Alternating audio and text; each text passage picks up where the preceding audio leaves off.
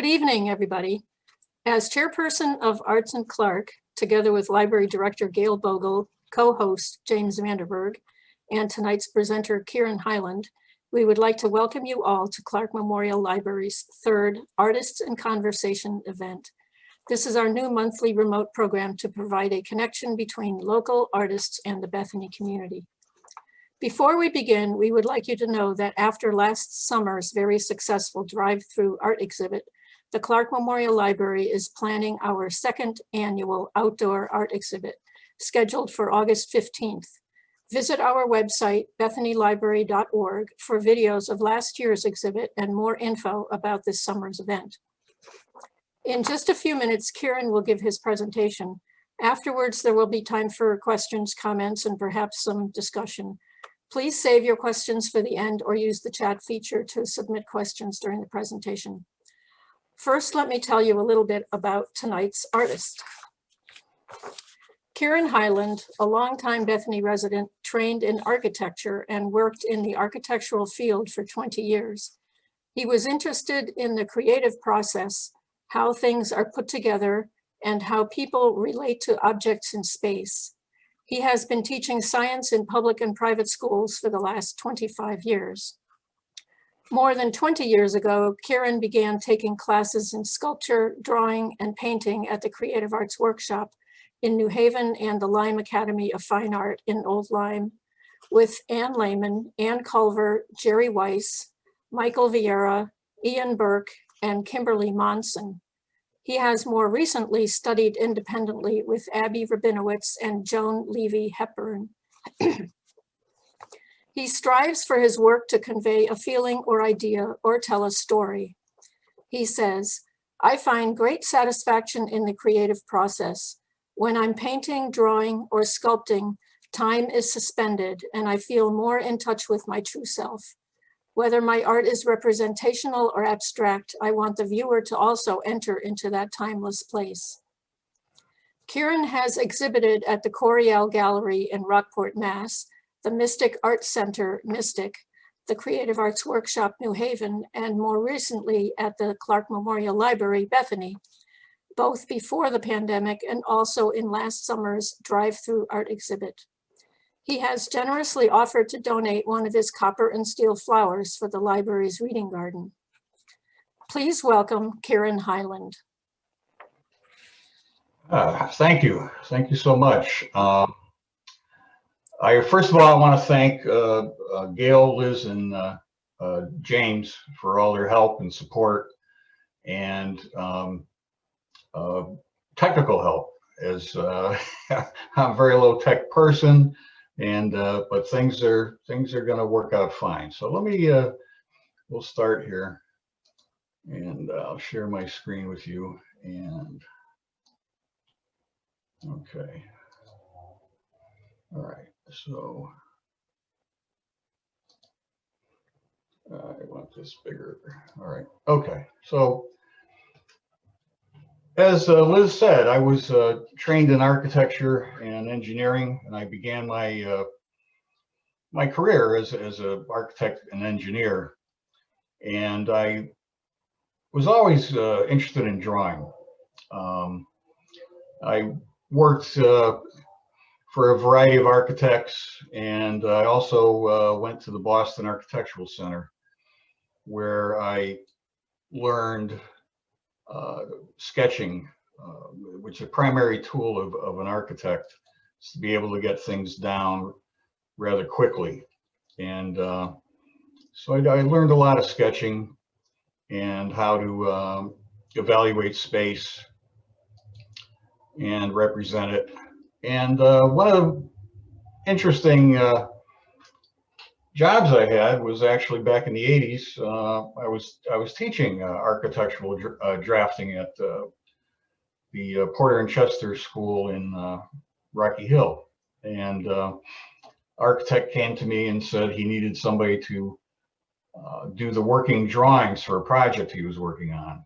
And I had a young lady student who was very good, and she would be able to, she could get some extra money. And So I told her, you know, that we had somebody, and he brought in the plans and everything, and it turned out it was the first building, the first ESPN building, and it was a very simple brick and glass building, but it just had, and it had 3 large satellite dishes. So I saw this before they were even on the air, so it was kind of a unique thing. So again, you know, I sketched and drew, and I, you know, and then I became a teacher. Architecture was not a well-paying job, and you were constantly out of work or in work. And I found that when I was teaching architecture, I liked teaching, so I became a public school teacher. But then I, you know, I went to Creative Arts Workshop, and I took classes there in still life with Culver, and I started to learn about, you know, shape and color and light, mass, and texture. And this is the first one I did. And you could see, being in architecture, I tried to make things very real. And, you know, they encouraged me to you know, have balance and proportion, unity and variety. And, you know, it's a learning process. The very beginning here, just a plain pear, learning about value and warm and cool colors, and how to represent a, you know, 3-dimensional object in 2-dimension. So it was a learning process. And I also worked at the Lyme Academy in Old Lyme with Nancy Gladwell, and learned quite a bit from her, as far as nothing is placed without a reason. So I started to, instead of just painting what was in front of me, it was learning to make composition in still life, which is very important. And I'm still learning that. And then I did some plein air painting, you know, working on site with Culver, and at the Lyme Academy, at Creative Arts, and with Jerry Weiss and Michael Viera at the Lyme Academy. And the painting on site is really wonderful. This is the salt pond in Meg's Point at Hammonasset. And again, I'm trying to, you know, capture a mood, the atmospheric perspective. But you know, being an architect, it was hard for me to break away from wanting things to look like a picture. And so a lot of my early work is like a picture. But I started to learn to get, you know, forget what an object is and just paint it, and paint the color and the shape, and see it abstractly and not in detail. And I noticed my work got better, at least to me. And this is again, this is the butterfly garden at Hammonasset. It's a wonderful place to paint. And that's a great thing about painting on site. You're in these wonderful places, and you need to get everything down quickly, because the atmosphere changes. You couldn't come back the next day and paint the same picture. And here's the salt pond again. Had some birds they weren't exactly there, but they were nice enough to be flying around, and I placed them there. But again, you know, each time you go to a spot, you're going to see something a little different. And this is one I did when I was down in Naples, Florida. The sunsets there are pretty spectacular, and I I tried to just get this quickly. You know, I had a limited time, so it's very, very fast and loose, which is what I wanted. And working with Michael Viera and Jerry Weiss, you know, Old Lyme is a great place to paint. You've got the Lieutenant River, you've got Connecticut River, and this is Great Island, where the Black Hall River comes out into the Connecticut, and in the distance is Old Saybrook. Again, I'm learning to not just make it look like a picture, but have you know, feeling and using tone, color, and value, and creating a feeling. This is another painting I did with Jerry Weiss, and again in Old Lyme, looking towards the Connecticut River. And then we would go to Lyme, and there was the Tiffany Farm that's out there.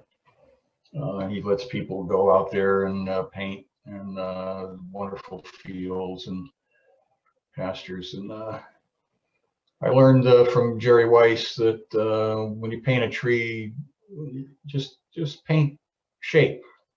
And don't worry about sky holes and things like that. Just do the shapes and make it represent a tree. And it's never going to look like, you know, I mean, that's the difference between illustration and painting.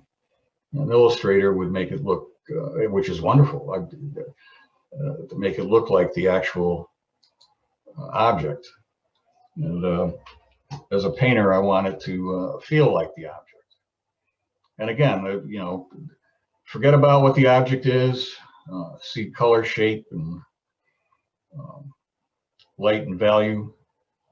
And again, from still life, I learned things need to be, you know, it can, you know, make your composition so it has, you know, all the elements of a good painting. It has a focal point. It has balance. It has rhythm.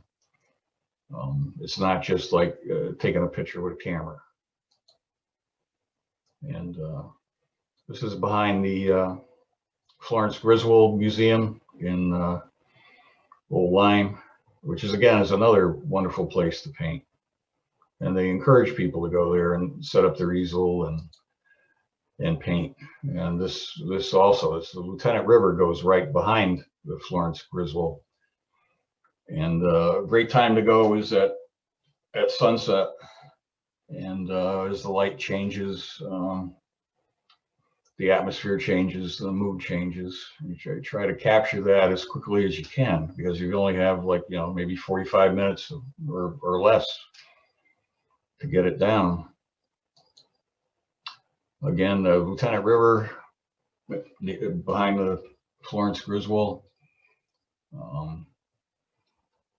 I did this one many years ago, and when I went back recently, I noticed that house in the back there got blown up into a big mansion. So it wasn't a little you know, riverside house anymore. It was quite large. So things change. Again, you're capturing the moment when you're there, which is what I like about plein air painting. And then again, still life with Nancy and Ann Culver. Again, place things in a, you know, a place that you want them to bring attention to certain things, and have your light source in the right spot. It all changes just by moving something around. Again, on this one, I remember she encouraged me to take that the pliers there, the little pliers, and just says, hang them over the edge. And again, to create some tension. Are they going to fall off? Are they not going to fall off? So again, it's a learning process, both still life and and landscape painting. And then again, tone and you know, the warm and cool colors, and they complement and create tension where things are, you know, have a reason.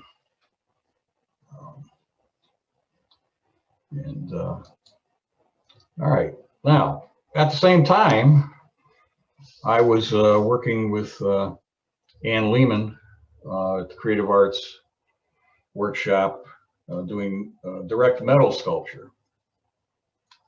And it's really less than 100 years old. I mean, when you think of sculptors, you know, you think of things cast in bronze or in clay, and that's how it's, or lost wax. But direct metal sculpture is a product of the industrial age. So it's something that's only been around, you know, about 100 years, and you're using industrial tools to sculpt, to do representational or abstract, using oxyacetylene torches, electric arc welders, plasma cutters. And so first thing that I did a lot of was was flowers, copper and steel, mostly copper with some steel connections. And I enjoyed it. It was fun, and you had, instead of painting a flower, or you actually made it. And Anne was a wonderful is a wonderful teacher, and she gives her students a lot of encouragement. So in the beginning, I was making copper flowers, and I found I could make these cattails pretty quickly with welding rod and copper pipe and copper leaves. Again, the plasma cutter is a great tool where you draw out your pieces on copper or steel, and then you cut them with this high heat torch called plasma cutter, and you can do very intricate work. And then and the good thing about steel and copper is you can hammer things and shape things, and make them patina. And again, when I first started, I was doing mostly representational, you know, flowers, leaves, things like that, which I enjoyed. I still enjoy doing that. And then I learned how to patina different colors on the steel and the copper, and then Anne encouraged me to do some abstract sculpture. Think about the plane and the line and intersection of forms and spaces, and that language. And again, with steel and copper, you can hammer it into, you know, many shapes and put texture and patina, and using the plasma cutter, you know, make spaces. So I really enjoyed doing that. And then again, I could do representational with abstract. Got a bowl of fruit here, and I was able to patina the banana and the large apple. So it's somewhat abstract. Anne had a great way to make bowls. You just take your sheet of copper, you put it on top of a coffee can, and then you just bang away with a hammer, and you'll make a bowl, and it'll be interesting shapes. And this one, I hammered out a bowl, and then using a plasma cutter, cut leaves, and then patinaed them to look like fall leaves in a basket. And this shows like looking into the basket, and then this is what it looks like on the side. And the base was some scrap copper wire, thick wire that was just laying around the studio, and it was perfect for a base for this piece. And she also taught me lost wax casting, casting in pewter. where you make a model in wax. You make a mold. It's like plaster, but it's heat resistant and a little bit stronger. Then you put it in the oven and melt the wax out. The wax is lost. It leaves a void, and you have a mold, and then you pour in the molten pewter, and then you break the mold, and you have your piece. You can only do it once. It's not like casting in bronze with silicone molds that come apart and you can reuse. Again, it's a very ancient, actually it's an ancient way of casting because it can only do it once. And so I did some bas relief pieces here, and I combined it with copper in this case, and then this one here, the same. It was a bas relief flat piece, which was easier to get out of the mold and have less problems with, but and then combined it with copper, and then got into more intricate things where had a flower and a lily pad and a toad, and so you really had to make sure that your wax model is got all the detail and everything you want. And then making the mold, you got to make sure you get all the voids full of plaster and stuff. Otherwise, when you pour in the pewter, you're going to have extra pieces in your sculpture. So there's a little more detail in doing this. And then she showed me how to patina, because they were, mostly pewter. That there was this thing you could see, you find it in the art stores called rub and buff, and it worked perfect. You just put it on, you rubbed it, maybe steel wooled it, moved it around, and this was in two pieces. These are in the beginning there. I showed that sunset in Naples with the pier and the pelican sitting there, and so I made this out of two pieces and put it together in the pelicans at the pier in Naples. And again, I patinaed it with the rub and buff. And again, there's my pelican motif that I keep going back to. And then this one, I had to cast the pelican next to the pier, and then assemble it on top with a steel rod, because it was just be too hard to make a mold around that and get all the spaces full. But yeah, so I learned all that. And also at Creative Arts Workshop at that time was Eoin Burk, or Eoin, he's an Irish name. He's a wonderful sculptor, wonderful. If you ever see any of his where he exhibits in the New Haven area, I believe he still lives in New Haven. So I was working with terracotta clay, and simple things like, okay, sculpt your hand or a pepper, and then we'd fire it, and you get a nice piece. And so I really enjoyed that. It's different than metal sculpture. Again, it's you're sculpting a surface. You're sculpting the clay using the different tools. Again, though, the same thing applies. You're looking for the planes and the lines and the intersection of form and the spaces. And he had us one class take off your shoe and sculpt your shoe. So that's what I was wearing at the time. And again, you learn how to make a 3D, instead of painting, it's a 3D space, and I enjoyed that. And then working with a model in terracotta, that would take a few sittings to get that. That one's not that big, but and then in plasticine, working with a model again. very interesting. Again, you're not using a brush, you're using tools to make the form and capture the muscle and try to get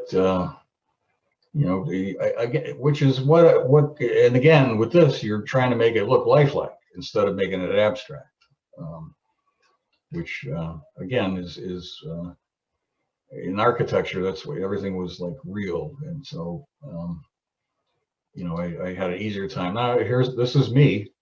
This is my head here. And I did this, and it is took a long time. It is incomplete. You'll notice the eyes are not done yet, and I keep saying I got to go back and I got to finish this, and I will someday. But I hope as I grow older I don't have to add any more lines or bags or anything like that. So I should finish it soon. Okay. Now, then Anne got me into abstract again. So more about the plane and the line and the intersection of form. And so this was triangles, all triangles coming together, and to try to make it harmonious or even unharmonious because they have tension. And but it needed the balance, that's for sure. Otherwise it would fall over. So it had to have balance. And then again, I cut these shapes out of copper with the plasma cutter. And then with copper, you don't weld it so much, you braze it and put it together. And again, it's all about, form, balance, rhythm. And you can see that the copper is a wonderful, and steel too, a wonderful material to hammer and to give texture to. And it looks fine when it's smooth too, but I particularly like to hammer my pieces and give them texture. It helps reflect the light in different ways. It helps,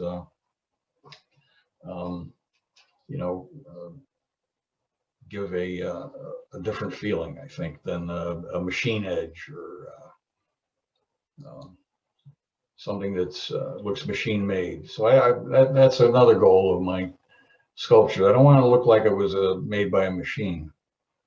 Okay, you can tell it's handmade. I mean, I leave the rough edges. I don't worry so much about making it look pretty. And again, here's another bowl that I banged out on a coffee can, and there was another hunk of thick copper wire that was hanging around, and it made a wonderful base, just like with the bowl of leaves. And okay, so this one is my dancer. It's all copper. And again, I wanted to just get the feel of a dancer. I abstracted it, but again, Anne encouraged me to to make it representational, to have it a lot of rhythm and a flow to it, which is what I really enjoyed making this piece.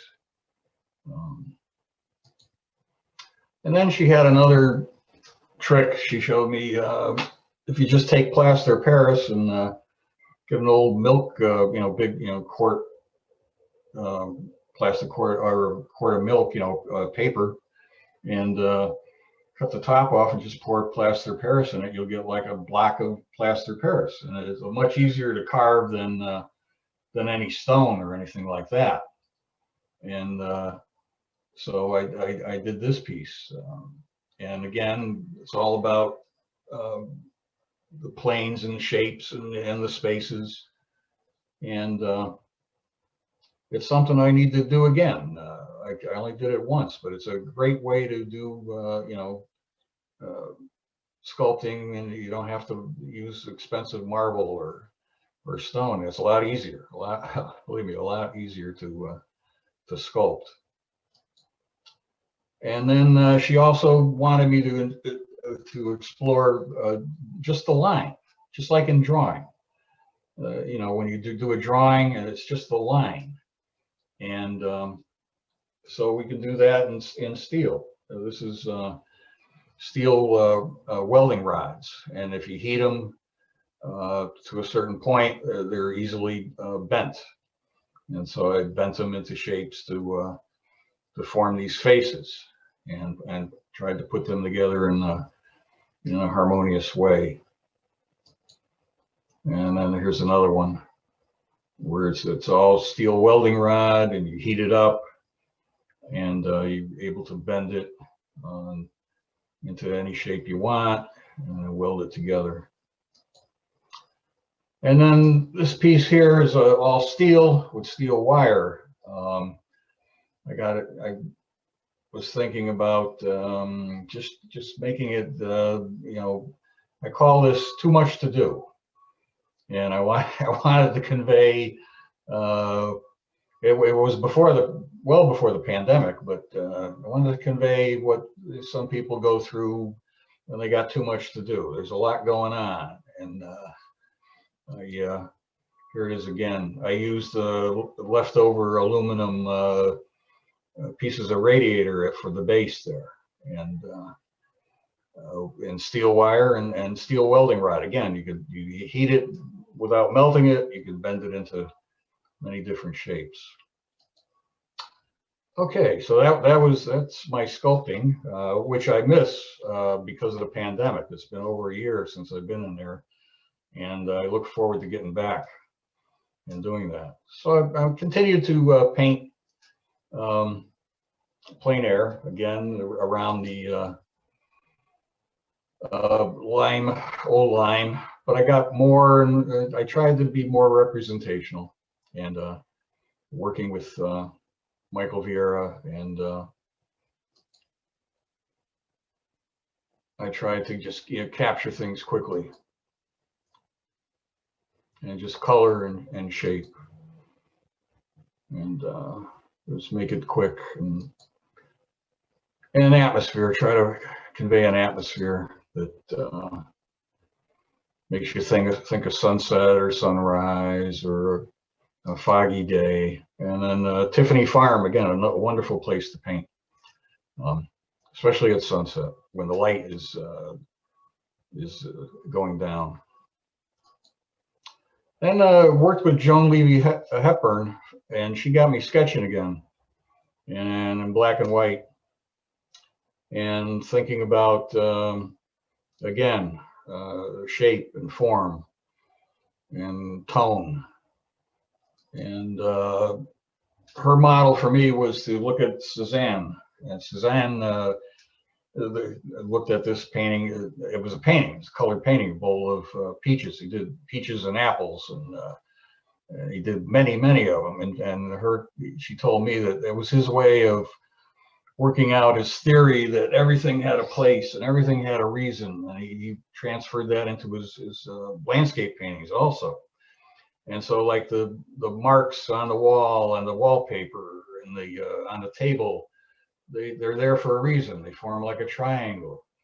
And then the bowl of apples here, those apples, they form another triangle. And then the apples out in front, they're there for a reason.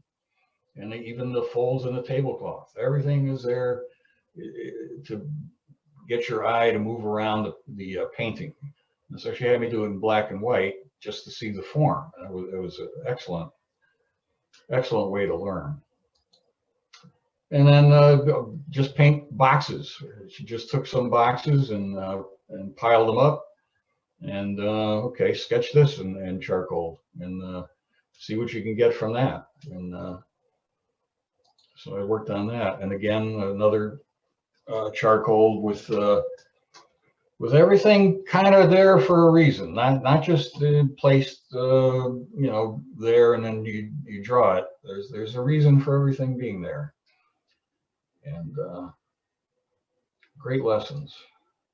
And then I worked in pastels with this one here, and the violin and the bow are there for you to see something, and then your eye drops down into the bucket and in the glass, and and then the lighter tones at the base, and then the darker tones at the top.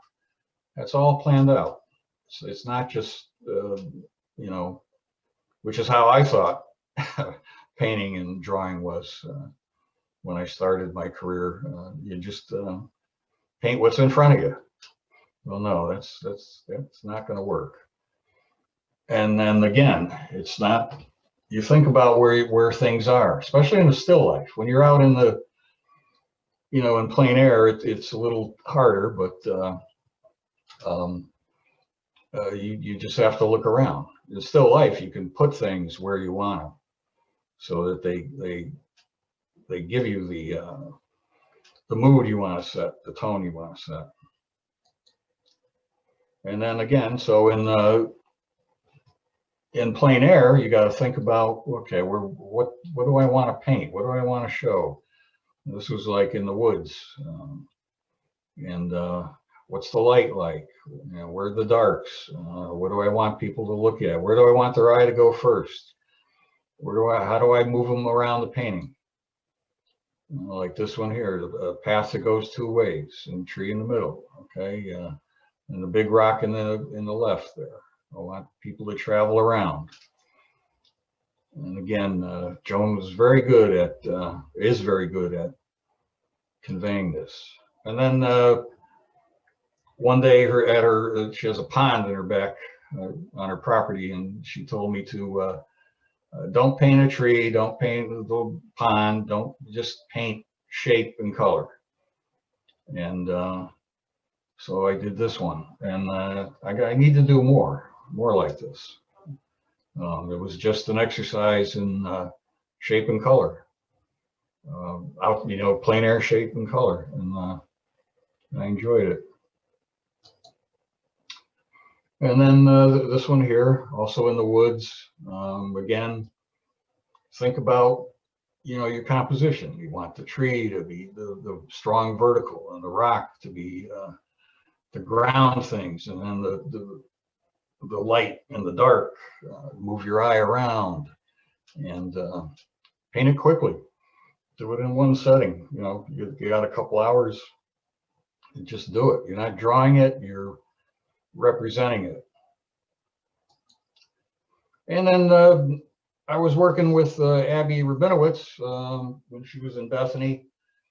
I really got into abstraction, and this is a geometric shapes in black, white, and gray. And she learned a lot from her as far as layering and texture, and again, moving your eye, getting the viewer to move his eye or her eye around the painting.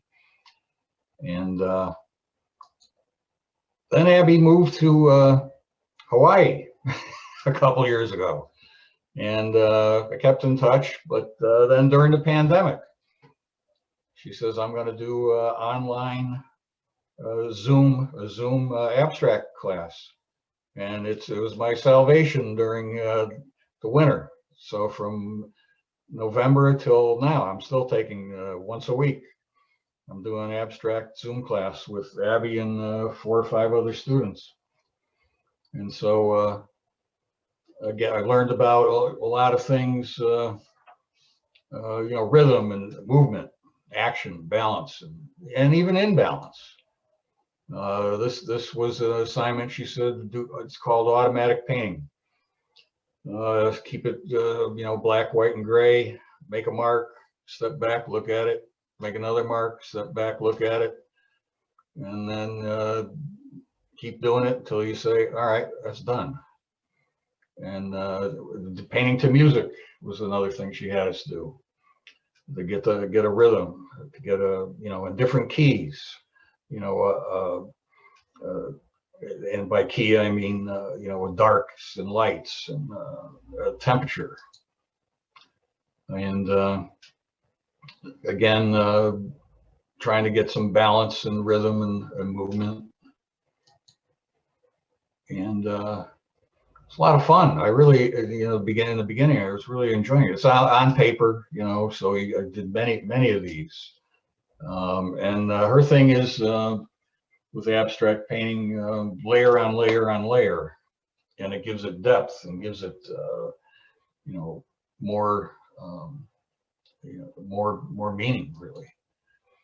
And then I hit upon this style where these paintings, I just used put paint out, rolled it with a printer's roller, and used a palette knife to kind of like carve a painting. And I got some interesting results. Again, just put paint out, roll it with a printer's painter, a printer's roller, and using different palette knives and dry brushes, just seeing what I could come up with. But again, the rules of painting, you know, the color and the value and the tone and the balance and focal point, everything that is in, you know, you're painting still life or landscape or whatever. They're all still part of what you're doing. And the grid, using a grid, break the grid, be within the grid. It was very, and I'm still learning the color field, how to just use color and shape. And again, just using a palette knife here and a roller. And then, so going back to this painting, I did this the other week. And when I was assembling things, I was looking at that and saying, let me abstract this. And there it is. So again, I was using just palette knife and a dry brush. And so I hope to, well, I know I'm going to continue. Now that the pandemic's over, I want to get out and do a lot of plein air painting this summer, and just keep evolving and working on my art. I love to create. The time stands still, goes by quickly when I'm creating. So thank you for watching, and thank you for participating. So James, you want me to stop the share? Sure. Okay. There we go. Okay, thank you so much, Kieran. All right, thank you. We now have time for questions and comments. I don't know if people wrote things in the chat. We could read those also, but we could start with people, you know, just speak up. And so we'll get started. Sure. We have one comment in the chat. The question of what medium you enjoy working with most. You have you kind of run the whole gamut there, from painting, drawing, sculpture. Is it two-dimensional, three-dimensional? Where do you find yourself most interested? While I enjoy them all, I think metal sculpture I enjoy the most. Mm-hmm. I really like forming things out of steel and copper. And though I enjoy painting, I enjoy everything, but the metal sculpture would probably be my favorite, and that's what I haven't done for over a year, so I'm missing it. Maybe that's why I say that. So.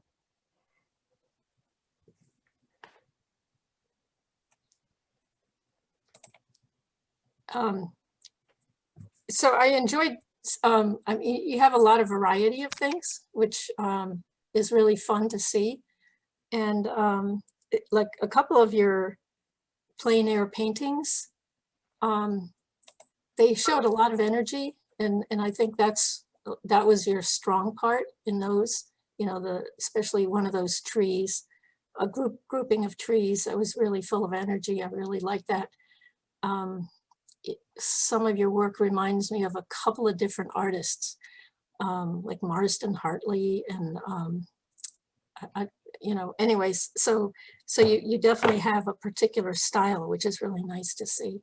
Thank you. Yeah, I have a book by him, and I enjoy looking at his paintings.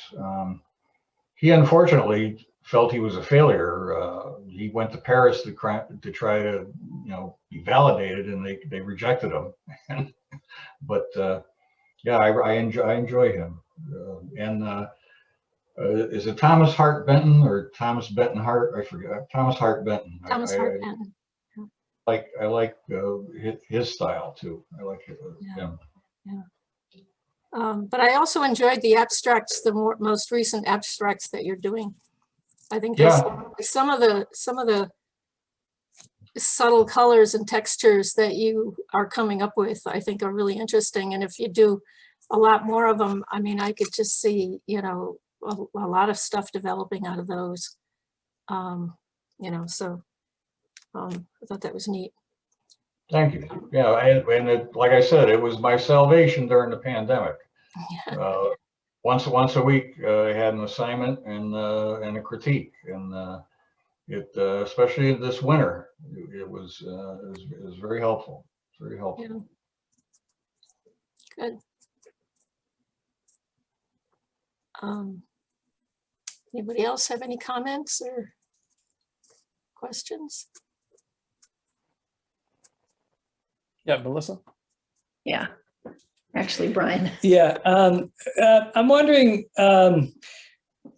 how you get your inspiration. Is it does it suddenly present itself, or are you looking for it when you're looking at an object, or what is it that feeds your creativity?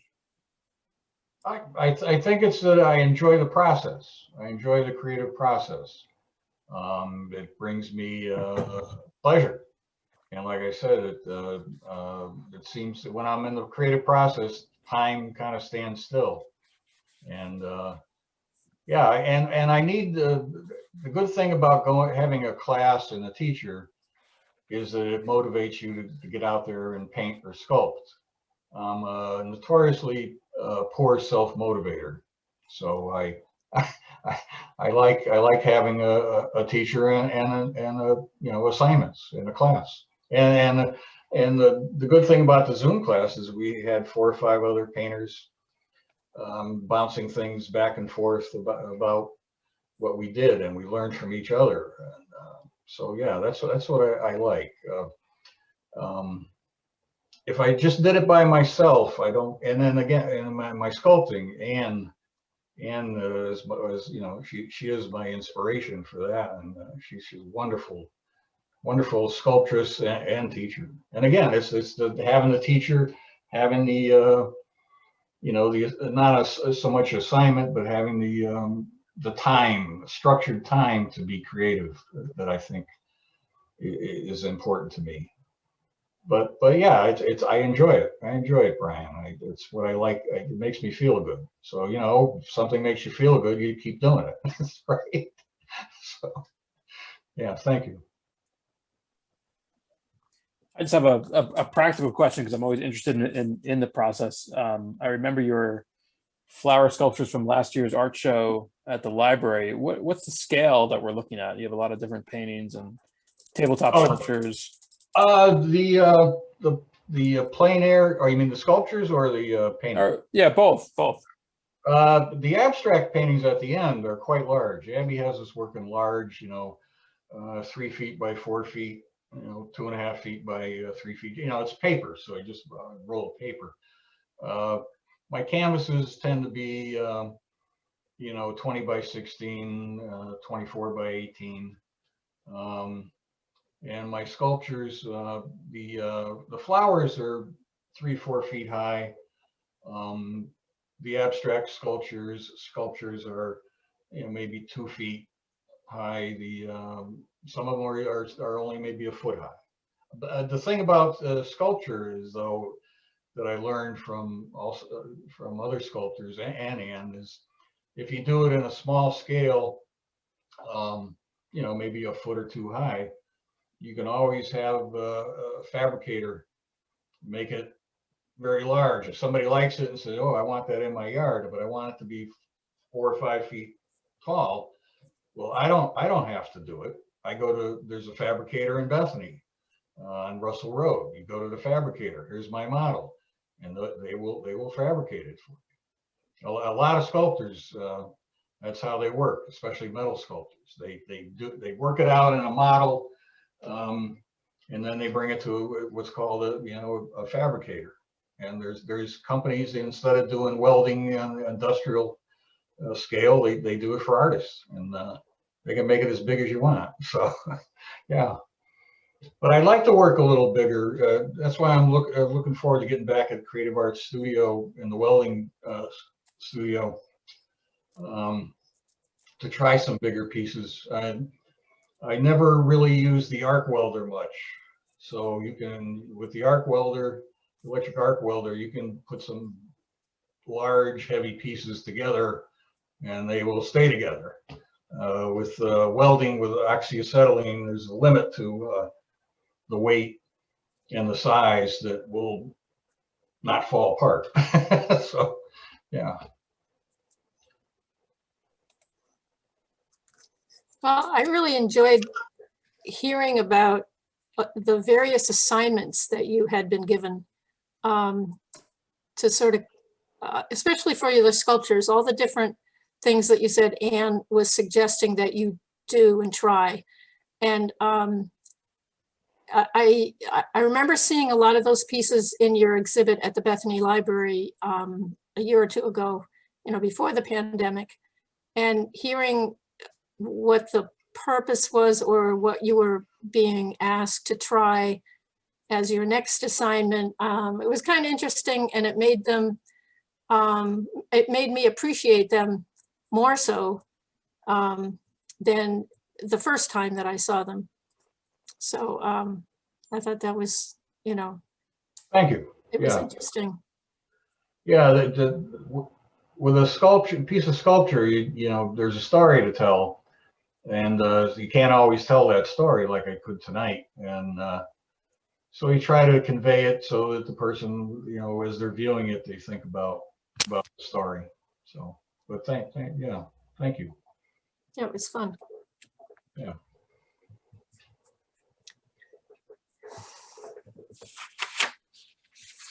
All right, well, if there's any last questions or comments, we're just about the 8 o'clock hour. Kieran, thank you so much. That was a really great presentation. Thank you, James. Liz, do we have another presentation next month? Yeah, let me just, so thank you very much, Karen. Thank you. I really enjoyed it, and I hope the audience did too. I'm sure they did. Our fourth Artists in Conversation presentation is scheduled for June 17th with Bethany resident Wendy Frieden, a quilt artist. Please visit the website, bethanylibrary.org, for more info about Wendy and to register for the online Zoom event. Tonight's presentation has been recorded and will be available for viewing by mid next week on the library's website, as well as recordings of the previous two presentations. So thank you very much for joining us. Good night. Take care all. Thank you. Thanks, Karen. Good job. Thank you. Thank you so much. Thank you.